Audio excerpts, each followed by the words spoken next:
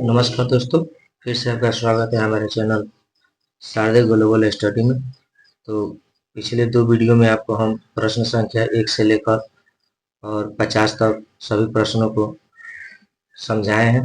ठीक है, तो आज हम शुरू करेंगे इस वीडियो में क्वेश्चन नंबर 51 से लेकर 80 तक। ठीक है, जैसे पिछले वीडियो में हम आपको बताए हैं कि ये जो थंबनेल पे आप बुक देख रहे हैं, इसी किताब से सारे सभी प्रश्न को लिए हैं। ठीक है, तो बिना आपका टाइम वेस्ट किए हम चलते हैं, प्रश्न को शुरू करते हैं। उसके पहले एक प्यारा सा मोटिवेशनल है आपके सामने। शिक्षा से ज्यादा मूल्यवान कोई चीज नहीं है, इसे केवल परिश्रम द्वारा ही पाया जा सकता है।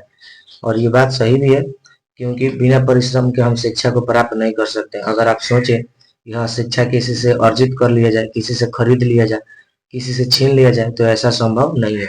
इसे हमेशा परिश्रम से ही प्राप्त किया जा सकता है। तो चलिए हम क्वेश्चन नंबर 51 को देखते हैं। क्वेश्चन नंबर 51 है कि ब्रह्मांड में विस्फोटी तारा कहलाता है। 1 धूमकेतु, 2 उल्का, 3 अभिनव तारा, 4 कलार्क। ठीक है, तो इसका सही आंसर हो जाएगा 51 का 3। 51 का 3 हो जाएगा आंसर। अगले अगले क्वेश्चन की तरफ बढ़ते हैं। क्वेश्चन नंबर 52 दिया है, निम्नलिखित में से कौन सा कथन असत्य है, यानी निम्न में से कौन सा क्वेश्चन जो है, कौन सा ऑप्शन जो है गलत है। असत्य यानी गलत होता है, इसमें से गलत आपको चूज करना है। ठीक है, थोड़ा सा इसको हम छोटा कर देते हैं, आगे बढ़ते हैं। तो एक में दिया है, आग्नेय चट्टान लावा के जमने से बनता है। 2 जीवाश्म की प्राप्ति आग्नेय चट्टानों से होती है। 3 जीवाश्म की प्राप्ति परतदार अवसादी चट्टानों से होती है। 4 इनमें से कोई नहीं। तो 52 का सही आंसर हो जाएगा ऑप्शन 2, यानी यही कथन क्या है, गलत है। जीवाश्म की प्राप्ति आग्नेय चट्टान से होती है, ये कथन गलत है। आगे बढ़ते हैं, क्वेश्चन नंबर 53 को देखते हैं। किस ग्रह को पृथ्वी की बहन कहा जाता है? 1 मंगल, 2 शुक्र, 3 बुध, 4 प्लूटो। तो 53 का सही आंसर हो जाएगा आपका ऑप्शन नंबर 2, यानी शुक्र को पृथ्वी का बहन कहा जाता है। ठीक है, आगे बढ़ते हैं। नक्शे पर ग्लोब पर नक्शे और ग्लोब पर अंतर्विभाजक लाइनें कौन सी है? 1 अक्षांश, 2 लंबाई, 3 भौगोलिक ग्रिड, 4 इनमें से कोई नहीं। तो 54 का सही आंसर हो जाएगा आपका 4 इनमें से कोई नहीं। ठीक है, नेक्स्ट क्वेश्चन की तरफ हम लोग बढ़ते हैं। क्वेश्चन नंबर 55 दिया है, पृथ्वी की सतह पर कितना प्रतिशत पानी का आशय है? 1 29%, 2 71%, 3 72%, 4 27%। तो 55 का सही आंसर हो जाएगा आपका 2, यानी पृथ्वी पर जो पानी का प्रतिशत है 71% है। ठीक है, क्वेश्चन नंबर 56 को देखते हैं। सितारों का एक समूह को कहा जाता है? 1 तंत्र, 2 आकाशगंगा, 3 नक्षत्र, 4 प्रारूप। तो 56 का सही आंसर हो जाएगा आपका 3, यानी नक्षत्र इसका सही आंसर हो जाएगा। जैसे कि हम आपको बताए हैं कि इसमें जितना प्रश्न आपको बताएंगे सभी किसी न किसी एग्जाम में पूछा गया है प्रश्न है। ठीक है, तो ये भी प्रश्न को आप देख सकते हैं कि बीएसएससी कारा मिश्रक परीक्षा में इसको क्या किया गया, पूछा गया 2013 में। ठीक है, तो अगले क्वेश्चन की तरफ हम लोग बढ़ते हैं। 57 में दिया है, हेली धूमकेतु डैश वर्ष के अंतराल में एक बार दिखाई देता है? 1 76 वर्ष, 2 67 वर्ष, 3 56 वर्ष, 4 65 वर्ष। तो 57 का सही आंसर हो जाएगा 1, यानी 76 वर्ष में एक बार ये दिखाई देता है हेली धूमकेतु। ठीक है, नेक्स्ट क्वेश्चन की तरफ बढ़ते हैं। विश्व के अधिकतम वर्षा का स्थान है? 1 चेरापूंजी, 2 शिलोंग, 3 दिसपुर, 4 मानसीराम। ठीक है, तो 58 का आपका सही आंसर हो जाएगा ऑप्शन नंबर 4, यानी मानसिन राम इसका सही आंसर होगा। ठीक है, वहां पे सबसे ज्यादा बारिश होती है। ठीक है, आगे बढ़ते हैं। 59 नंबर क्वेश्चन में दिया है, समताप रेखाएं निम्नलिखित में से किसको प्रदर्शित करती है? 1 समान आर्द्रता क्षेत्र, 2 समान तापमान, 3 समान वर्षा, 4 समान वायुमंडलीय दाब। तो 59 का सही आंसर हो जाएगा ऑप्शन नंबर 4, यानी समान वायुमंडलीय दाब इसका सही आंसर होगा। ठीक है, आगे बढ़ते हैं। तारों का रंग निर्भर करता है? 1 उसके तापमान पर, 2 उसके दाब पर, 3 उसके उम्र पर, 4 सौरमंडल के उसकी दूरी पर। तो 60 का सही आंसर आपका हो जाएगा ऑप्शन नंबर 1।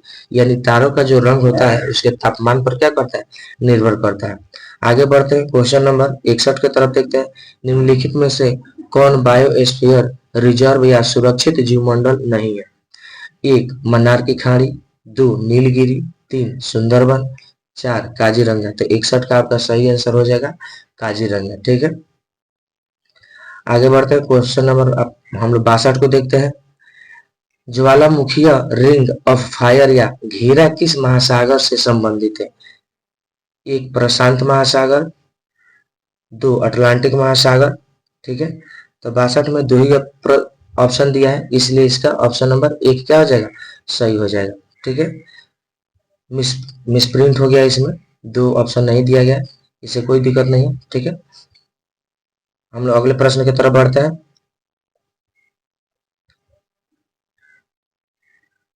प्रश्न नंबर 63 देखते हैं।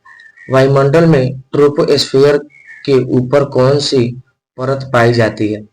1 स्ट्रेटोस्फियर, 2 मेसोस्फियर, 3 थर्मोस्फियर, 4 एक्सोस्फियर।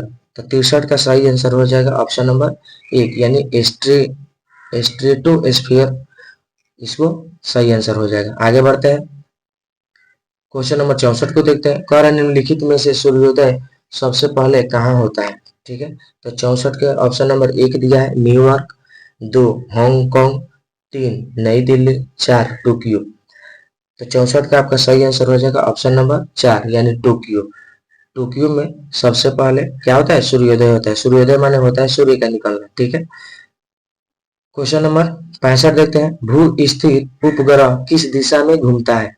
1 पश्चिम से पूरब, 2 पूरब से पश्चिम, 3 उत्तर से दक्षिण, 4 दक्षिण से उत्तर। तो 65 का आपका सही आंसर हो जाएगा ऑप्शन नंबर 1 यानी जो भू स्थिर उपग्रह होता है ना, वो पश्चिम से पूरब की तरफ घूमता है।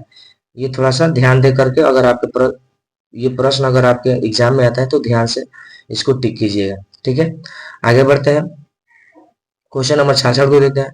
भारतीय मानक समय ग्रीनविच मध्य समय से कितना आगे होता है?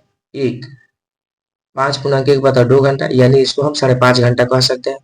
ऑप्शन नंबर 2 2.5 घंटा, 3 10.5 घंटा, 4 1 घंटा।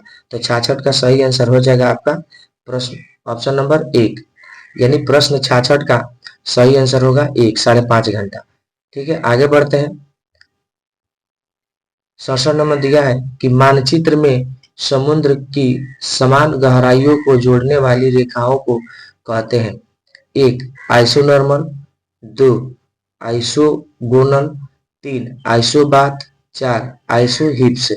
ठीक है, तो 67 का सही आंसर हो जाएगा आपका ऑप्शन नंबर 3 यानी आइसोबाथ इसको कहते हैं। 68 नंबर क्वेश्चन कह रहे हैं कि यह एक ठंडी और शुष्क वायु है, यानी इनमें से कौन सा जो है एक ठंडा और शुष्क वायु है, इसमें से आपको बताना है।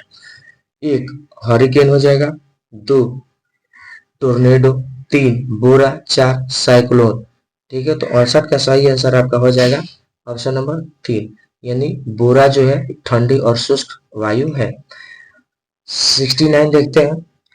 हरा कि नदी का एक उथला विस्तार जो पैदल या गाड़ी से पार किया जा सकता है उसको क्या कहते हैं? ठीक है, तो एक में दिया है फ्यूड, 2 एटॉल, 3 रिफ, 4 लैगून।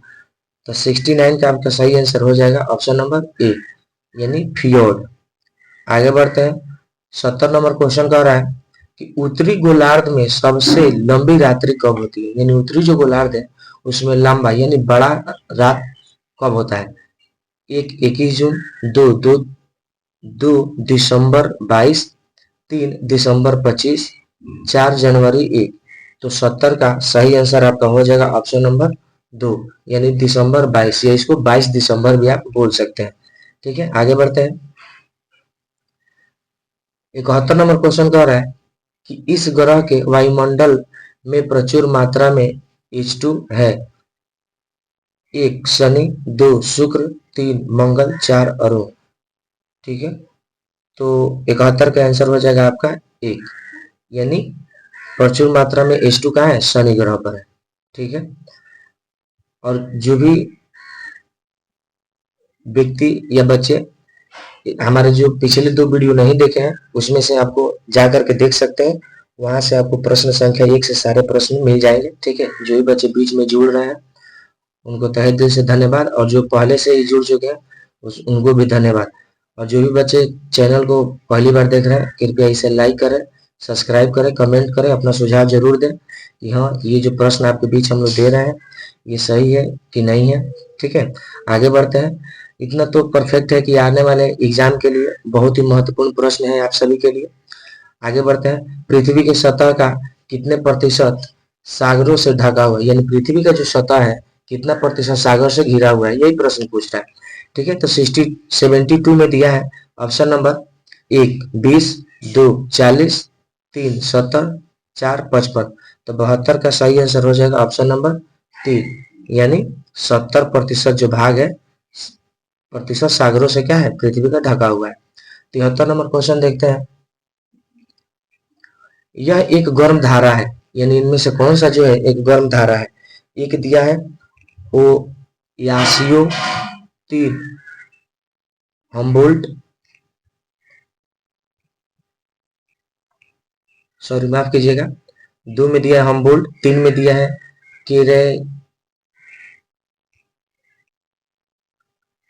केनेरीज, 4 में दिया है गॉल्फस्टीन। तो 73 का सही आंसर हो जाएगा आपका ऑप्शन नंबर 4। ठीक है, यानी गॉल्फस्टीन ये क्या है, एक गर्म जलधारा है। ठीक है, आगे बढ़ते हैं। क्वेश्चन नंबर 74 को देखते हैं। किस देश में सर्वाधिक टाइम जोन है। 1 फ्रांस, 2 ऑस्ट्रेलिया, 3 डेनमार्क, 4 स्पेन। ठीक है, तो 74 का आपका सही आंसर हो जाएगा ऑप्शन नंबर 1, यानी फ्रांस। सर्वाधिक टाइम जोन फ्रांस देश में स्थित है। ठीक है, क्वेश्चन नंबर 75 कह रहा है कि सुमित्रा द्वीप इसमें से है। 1 हिंद महासागर, 2 आर्कटिक महासागर, 3 अटलांटिक महासागर, 4 प्रशांत महासागर। तो 75 का सही आंसर हो जाएगा ऑप्शन नंबर 1, यानी सुमित्रा द्वीप हम हिंद महासागर को कहते हैं। क्वेश्चन नंबर 76 को देखते हैं। बादल के कण धीरे धीरे आकाश से पृथ्वी पर आते हैं। 1 आकाश में धूल के कणों के कारण, 2 सतही तनाव के कारण, 3 पृथ्वी के गर्म होने के कारण, 4 वायु के चिपचिपाहट के कारण। ठीक है, तो 76 का सही आंसर हो जाएगा ऑप्शन नंबर 4, यानी बादल के कण धीरे धीरे आकाश से पृथ्वी पर आते हैं वायुमंडल के चिपचिपाहट के कारण। आगे बढ़ते हैं। 77 में कह रहा है कि निम्न में से किस क्षेत्र को डोल्ड्रम्स की बेल्ट कहा जा सकता है। 1 ध्रुवीय क्षेत्र, 2 उपोष्ण कटिबंधीय क्षेत्र, 3 शीतोष्ण क्षेत्र, 4 भूमध्य क्षेत्र। तो 77 का सही आंसर हो जाएगा आपका 4, यानी भूमध्य रेखा को ही कहते हैं। आगे बढ़ते हैं। ये देख सकते हैं कि बीएसएससी इंटर लेवल एग्जाम में पूछा है कब, 8/12/2018 को द्वितीय पाली में। तो आप सभी के लिए भी बहुत ही लाभदायक प्रश्न है ये। ठीक है, आगे बढ़ते हैं। 78 नंबर क्वेश्चन कह रहा है कि ब्लॉक माउंटेन का उदाहरण कौन सा है। 1 की चट्टान, 2 अल्पस, 3 काला जंगल, 4 अरावली। तो 78 का सही आंसर हो जाएगा ऑप्शन नंबर 3, यानी ब्लॉक माउंटेन का उदाहरण काला जंगल है। नेक्स्ट क्वेश्चन की तरफ बढ़ते हैं हम लोग। 79 में कह रहा है कि कौन करंट गर्म प्रकृति की है। 1 वेनेजुएला, 3 कैनरी, 2 कैनरी, 3 रेलेन और 4 में दिया है फॉकलैंड। ठीक है, तो 79 का सही आंसर हो जाएगा ऑप्शन नंबर 3, यानी रेनेल जो है ये क्या है, करंट गर्म प्रकृति की है। ठीक है, आगे बढ़ते हैं। क्वेश्चन नंबर 80 को देखते हैं और इस वीडियो का ये लास्ट प्रश्न है। वायुमंडल में कार्बन डाइऑक्साइड का प्रतिशत कितना है। 1 में दिया है 0.003%, 2 में दिया है 0.03। यहाँ पे ऑप्शन क्या हो गया है, गलत टाइप हो गया, इसलिए इसको काट करके हमने लिख दिया है। तो 2 में दिया है 0.03, 3 में दिया है 0.91% और ऑप्शन नंबर 4 में दिया है 0.85%। तो इसका सही आंसर हो जाएगा ऑप्शन नंबर 2, यानी वायुमंडल में कार्बन डाइऑक्साइड की जो मात्रा है 0.03% पाया जाता है।